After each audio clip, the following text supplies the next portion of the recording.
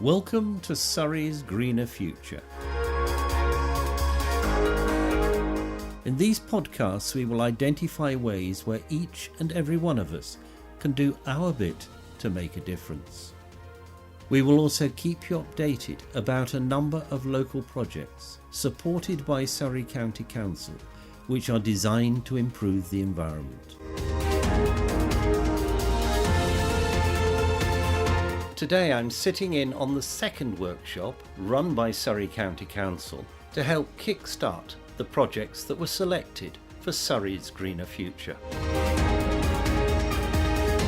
Welcome to our second workshop as part of the Surrey's Greener Future Design Challenge. Today we are reviewing and developing, so very straightforward. So reviewing, I guess, what you've been getting up to over the last 3 weeks and trying to draw that together, and then looking ahead at the next 3 weeks. I'll go on. First off, we hear a report from the school food waste team. Okay, so our idea is to reduce food waste in Surrey schools because schools are classed as a commercial entity and have to pay for a food waste pickup. And so their food waste goes into landfill, which seems utterly criminal because our food waste in Waverley especially goes to a biomass plant, or so we're told. We have made some achievements in the last few weeks, and they were things that we set out to do in our last session. We have got the buy-in of the teachers, the head teacher, the kitchen staff, and the children and parents. We've been talking about it a lot, and everybody agrees that what we're doing is a good idea and they're all willing to get involved and help us. We did a lunchtime observation where we went into the school and we observed a whole hour of the little children having their lunch. We have weighed the bin for 5 consecutive days to get an average of how much food is chucked out by the children every day, and then we've also done a good estimate of what the kitchen throw out as well. Found out how much food waste is produced, kitchen and children. We've also looked into the cost of waste disposal and how we can potentially rework the budget, but also whether it's something that we can apply to the council for more budget. And we've got from the school 2 little pieces of land which we can use to improve our composting facilities at the school. Kind of done all the easy stuff. We now need to get a meeting with Veolia, who pick up the waste from our school. Commercial services, which we have a contact for.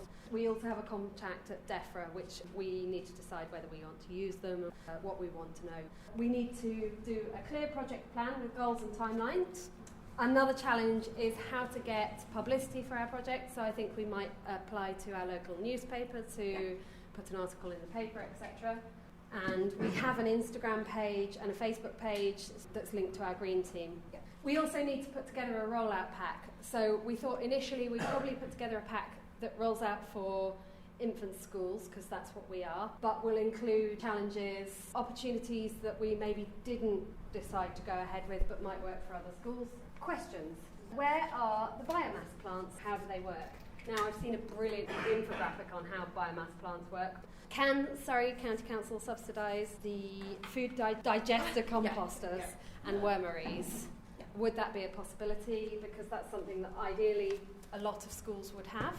Because if you can compost on site, that's even better because you're not using carbon to take waste to the biomass. We ultimately want to know why schools are treated as businesses in terms of waste pickup.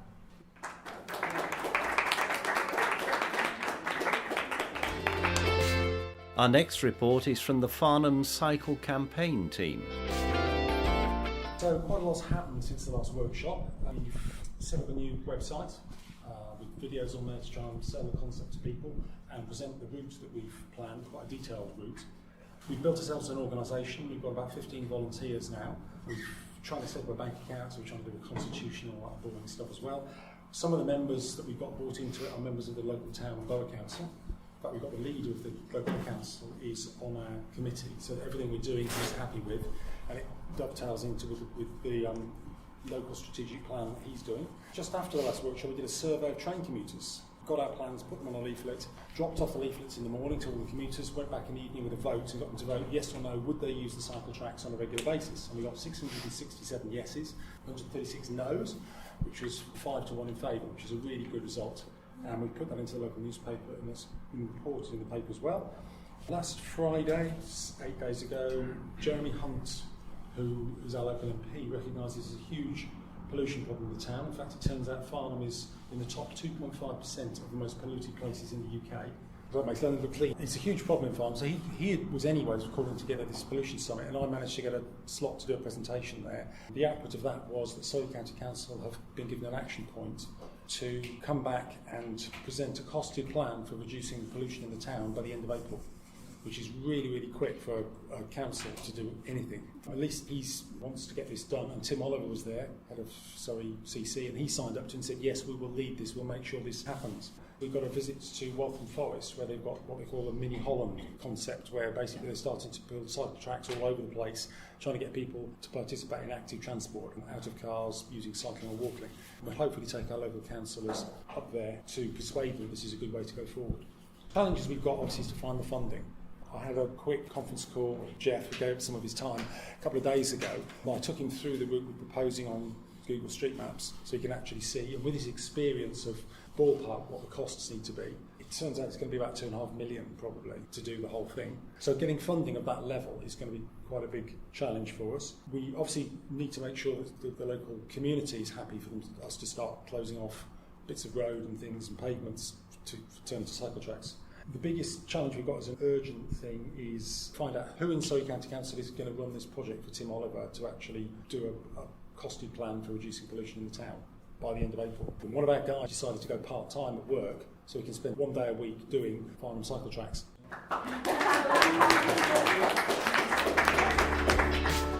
Now let's hear from the team looking at active neighbourhoods in Redhill and Reigate.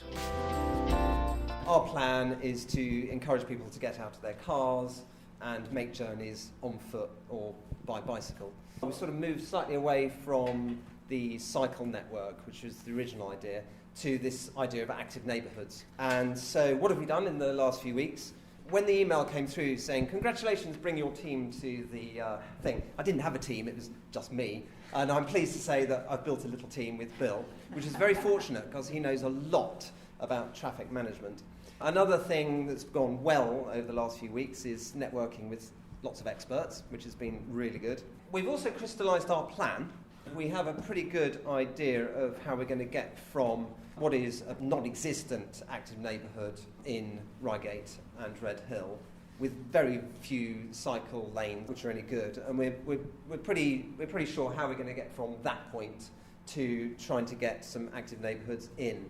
As I said, we've had a good meeting with the Borough Council and in particular the lead councillor there, and he was very positive and is able to look at some funding for us. Challenges, well, I've said funding, and also so is community buy-in, trying to go from using cars for every single short journey, because that's what we're focusing on, it's the short journeys. Through traffic will always happen. So we're really looking at setting up these little mini Hollands, as Pete was saying, trying to use a whole menu of traffic management techniques to make neighbourhoods much nicer to live in, of course, reducing air pollution and allowing children to play in the street and so on. What we don't want, of course, is a lot of conflict. We need some sort of appropriate mapping technology, because the idea is to have community buy-in, getting groups of people in small communities to talk about their neighbourhood and how this might work. They would then need to map where the pinch points are and where they could put in cycle routes and modal filters and things like that. Questions. I suppose we've got this idea of timescale for delivery as being a question. I think the idea is that we're planning it, aren't we, up through to Christmas, but it's actually delivering it. I wonder how long that's going to take. I've been through this already, but I think the challenge is attracting people from the community who are not in our echo chamber. We are all keen on active transport, but there's plenty of people who are not. So it's getting the diversity of people. You don't just want mad keen cyclists or people who are crazy keen on this already. You need that buy-in from businesses and a whole diverse range of people. So that if we have a meeting, that's who we want to see coming along. How do we get there? That's the question.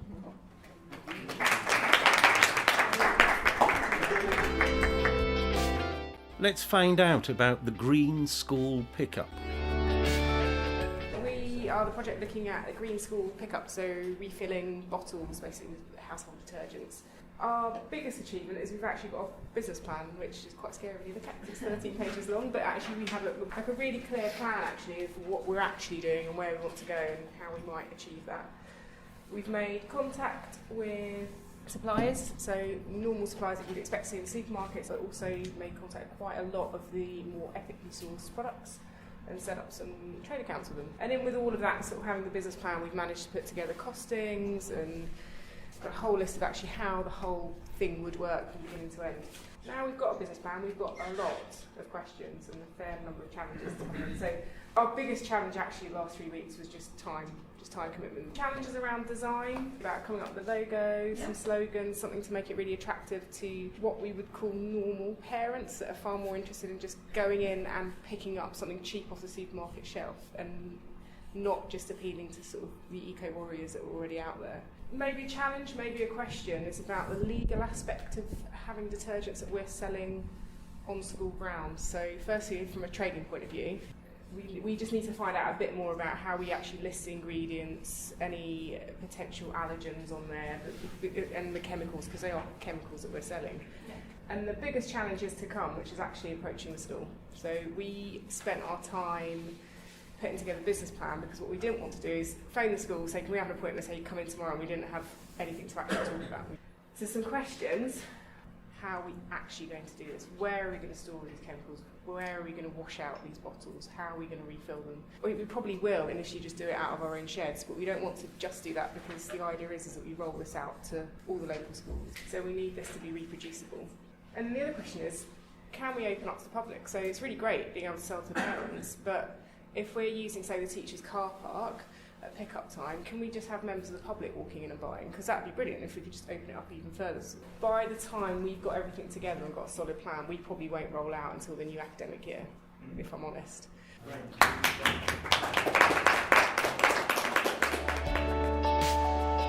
The next initiative is to develop green corridors to reduce pollution.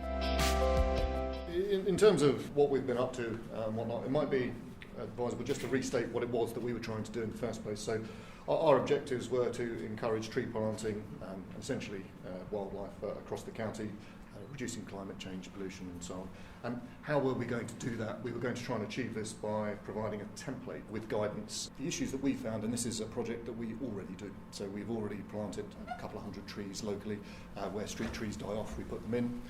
We're also raising more funds to replant other areas in the borough. What we found is that, is it a borough responsibility? Is it a county responsibility? Do we need to talk to Highways England? There are a number of key groups. Is it private land, for example? So when you look at all of these disparate groups, they each have different contacts, but different regulations and different requirements. So it's quite difficult to pick your way through there. So if we could end up with a template at the end of it that essentially works on the model that we've already got, but sets it out such that other people can use it. So therefore other groups within the borough who are interested could use it, and within the county, and that may well tie in quite nicely with the Surrey ambition to plant 1.2 million trees. The initial gambit was perhaps too wide, so what we've tried to do, a bit like others here have mentioned, is that we want to scale back our proposal and put it into 3 phases. So something that we can achieve now in the next few weeks, something that we can achieve by December, and then a longer term goal. So in the short term, we just want to capitalise on what we're already doing and produce the documentation associated with that. What have we done for our achievements? So we've worked through our proposals and we've come out with a working basis of 2 documents. One is our handwritten flowchart, which is over there, which we can't get onto computer, and the other are the various stats and contacts for our design spec document. And we've made a number of contacts, but we've also been given contacts by Surrey, which we're very pleased with. We haven't taken those further at the moment because we want to get in all of our contacts and finish our spec before we go out to the various bodies to talk to them about exactly what it is we're trying to do. So we've been in touch with the Tree Council, and we've also been in touch with the Woodland Trust, and we've found out about the proposals that they have to give out free trees. So if you know people who are interested in tree planting, there are bodies that will support you, will fund you and help you along that route. We're now changing the name of this from sort of planting trees along the M25 corridor, which isn't very exciting, to establishing green corridors. We want to tackle pollution and noise pollution from the M25, and one way of doing that is using the fallow land around the M25, sort of 10 metres, 15 metres either side. When we looked at it on a map, what we realised is that with a very small tract of land either side, we would be able to connect other areas of common and open spaces together, and therefore widening all of our green spaces throughout the county and the borough, and therefore we're now calling that green corridors, which is something that the Woodland Trust have already picked up on themselves, and it's something that they're interested in doing. And I think essentially I've just pinched that term from them. And so that's the longer term goal. Short term goals, let's get a template together that other people can use to plant more trees.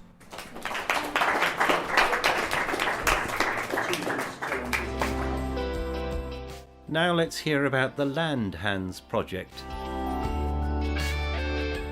My idea is basically to try and encourage people to get more involved in sustainable farming, and that doesn't mean just supporting farmers, but getting everyday people to engage with it and get more people to sort of do a little bit of part-time work in that area. I think there's some really big pictures of things that I'm trying to influence in sustainable farming throughout the whole county, and how you tackle that on a wider level to improve food security and climate change and soils and biodiversity. So it's a pretty big idea, but I'm trying to narrow it down to this initiative to get people engaged in farming. I have a name for it now, so one of my first achievements is that I've actually thought of a name, and I've got a domain name to build a website. The name is Land Hands. It's sort of to do with all types of sustainable land management, rather than just farming, but obviously predominantly it focuses on food security and local resilience to whatever the future throws at us. I have achieved a little bit of interest on Facebook recently and put some feelers out to people I know, and a lot of support from quite a few people saying, have you heard of this? Did you know about that? And actually what's come out of that is my realisation that there's so many good things already happening. There's ongoing research that will need to be done for a longer term, but for now I need to research on finding farms that I want to be supporting in this.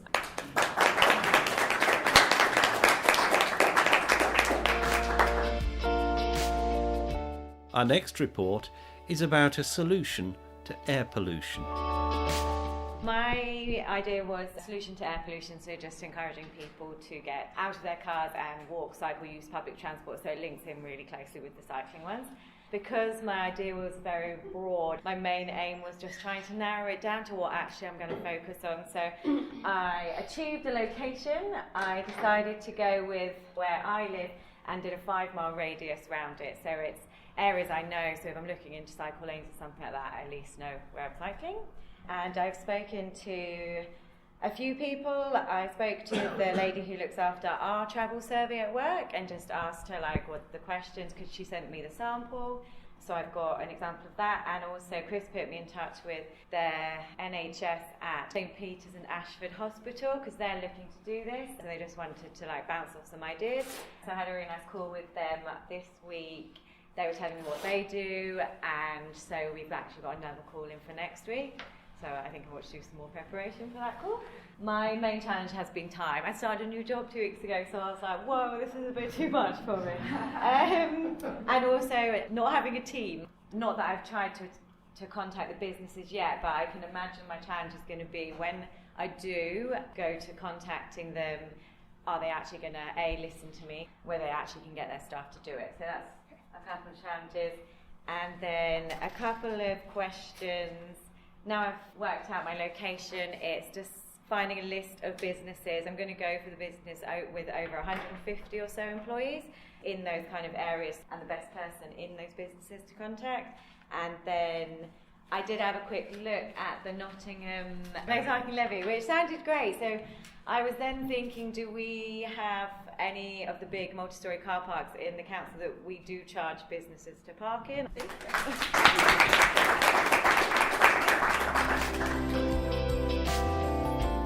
Our last report today is about the rewilding of verges and roundabouts with flowers and insects. My idea was actually that I wanted to do a number of different things at the same time. Put wildflowers up and down grass verges, put them on roundabouts, basically make people feel better because we've got colour.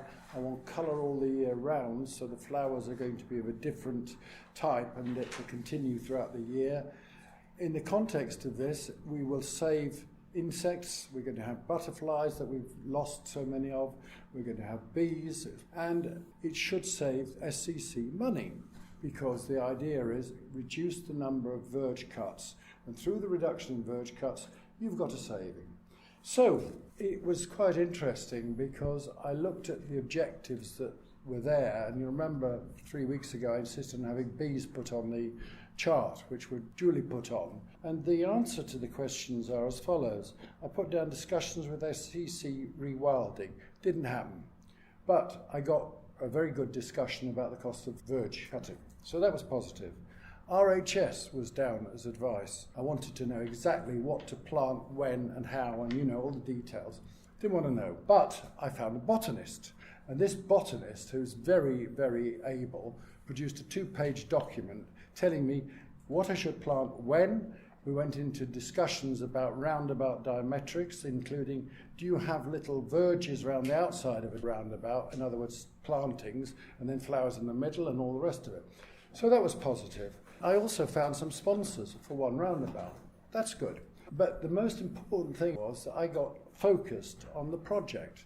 And I hadn't realised I was trying to build a pyramid. Why a pyramid? Because it's a damn big structure. It takes a lot of effort to put together. And what I'd ended up with was one man and a few other helpful people around, but I didn't know who the pharaoh was, and I also didn't know where the slaves were coming from. So I am left now with a major problem, and the problem is straightforward. This project will not succeed with a few like-minded individuals. It may be 15, it may be 20, it may be 30. Firstly, I can't decide on roundabouts. That is a Surrey County Council matter. I can think of a few, but there are always a problem. There's a problem of actually dealing with it because you've got to get safety regulations. If it's in the middle of a busy area, you've got to ring it round, people have got to guard it. So that's one problem. Size of a roundabout, difficult to measure, but the average is about 36 metres diameter. So I'm being able to work out what the basic square meterage is for that. Then you've got the other sides of it, verge cutting. I thought this would be so easy. Just go along and throw a few seeds down. No. You've got sight lines to consider, you've got traffic flows. Anything over 40 miles an hour needs special people to stand there and guard the roads so that you've got lanes there and everything else. £1,100 a day, a lane closure. So, costs are building up. The long and the short of it is I've now got a defined project focus.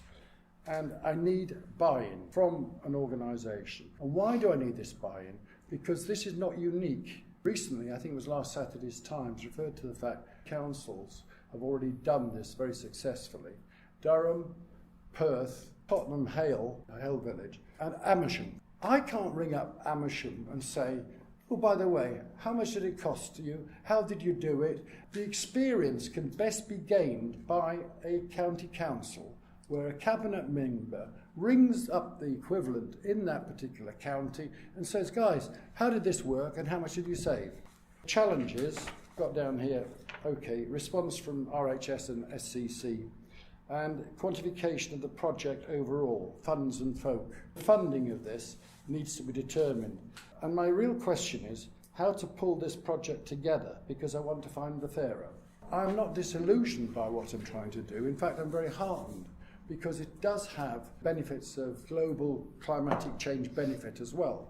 And it's one of these projects that when you set off and you think this is going to be really, really easy, but in actual fact, it's a lot more complex because of all the statutory considerations.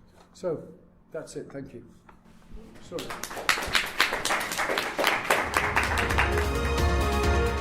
Our final words are from Mike Goodman, the Surrey County Council Cabinet Member for Environment and Waste. I do want to come to more of these because the enthusiasm and passion in this room we need to capture, because this is what it's all about. If people think climate change isn't here, if they think climate change is all about what government have got to do, what local authorities have got to do, they're wrong. It's about what we all have to do. And some of these projects, and I haven't got round to all yet, but they are important. They're important to start the process, but also I can feel that the opportunities of developing some of these more and more is really, really interesting. The podcast one I did find very interesting because I was on the panel when we voted it, because I went back the following week and said to my people at county, I said, we need to be different in some of our communications. And I said, what we did 5 years ago, 2 years ago, people are changing. They've got different messages. We need to get the messages across differently. So what we did is on Tuesday we launched at the Cabinet a completely different way of getting the message across on CRCs and recycling, completely different than we've ever done before. And I think we've got to do that because it needs a culture change in the UK if we're really going to tackle climate change.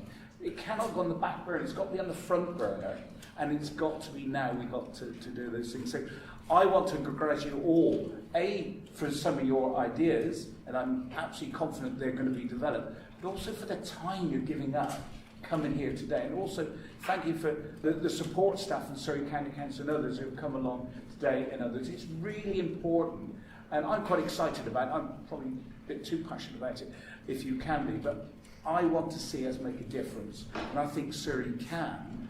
And I was interested, I don't know if you read the press this morning, where the government are going to write to 30,000 people, inviting them to put why they should be part of the Climate Commission group. Well, I think some of you need to get on that list because your passion needs to be out there, because we can make a difference, we really can.